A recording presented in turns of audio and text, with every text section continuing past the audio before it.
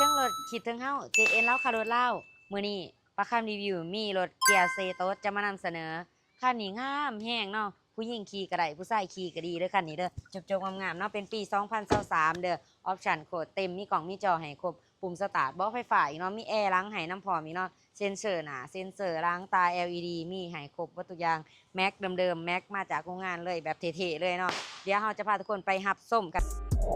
สบายดีทั้งสองเอง JN เล่าคาโรเล่าเนาะมื้อนี้มีเกียร์เซโตสจะมานำเสนอเนาะคันนี้งามๆเลยเด้อเดิมๆเนาะสายเดิมศูนย์เหล่าเลยคันนี้มีเซ็นเซอร์หน้าเซ็นเซอร์หลังมีตา LED ให้แม็กเท่ๆมาจากโรงงานมาจากตู้มันเลยเนาะคันนี้เนาะถูกตกแต่งมาจากโรงงานแบบเท่ๆเลยเด้อออปชั่นเต็มเนาะมีกล่องมีจอให้ครบเบิดทุกอย่างกะลิกระแจครบสุดเนาะบ่ไฟฟ้าปุ่มสตาร์ทเด้อคันนี้เด้อมีแอร์หลังให้นำพร้อมอีกตาฟืนตาไฟแจ่งๆแจ่มๆเลยเนาะราคาคันนี้แม่น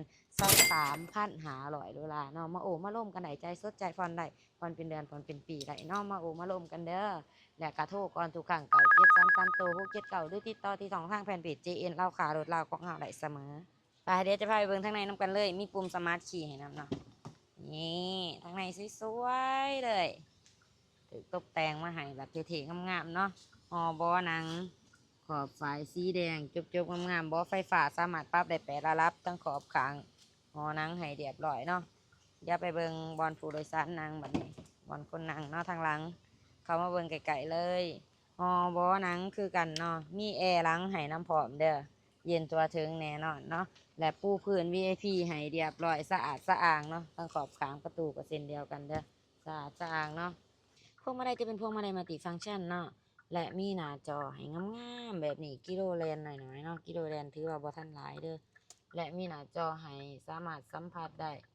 เนาะสัมผัสได้แล้วก็บีบค้างได้กดเลื่อนเอาเสียงขึ้นเสียงลงอยู่นี่ไหลเบิดนี่เนาะส่องแอร์แบบเท่ๆเลย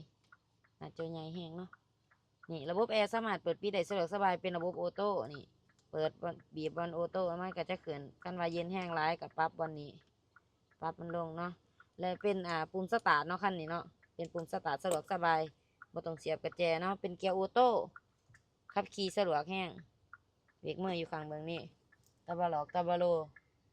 จบๆงามๆสะอาดสะอ้างแบบที่เห็นเลยเนาะรถคันนี้ไฟได้ไปบ่ผิดหวังเลยแหละนี่เนาะมีดอกมีรักของเราอยู่ครบทุกจุดทุกเม็ดเด้อเดิมๆงามๆเนาะทั้ง4เบื้องเลยเด้อมาเบิ่งของจักรของเครื่องนำกันเลยเนาะฟังเสียงจักรเสียงเครื่องนำกันจักรดีแอร์เย็นทรงล่างเนี่ยจักรบ่หัวบ่ซึมบ่เป็นไอบ่เป็นควันเด้อจบๆงามๆหัวหนอกหัวน็อตเนาะอยู่ครบทุกจุดทุกเม็ดเลยหมอพื้นหมอไฟยังใหม่ๆแจ่มๆเบิด นี่เนาะตัวอันนี้เขาสลักไว้ยังอยู่ครบเลยว่าหนอคนหนอเท่ารับประกันโดดเดิมแจ็คดีแอร์เย็นฝากไว้ติมเลยทุกท่านเด้อกับรถคันนี้เนาะเกียร์ซีโต๊ดเนาะปี2023เด้อคันนี้เนาะมาโอ้มาร่วมกันได้เด้อคันนี้เนาะและก็ออปชั่นเต็มมีกล่องมีจอให้ครบ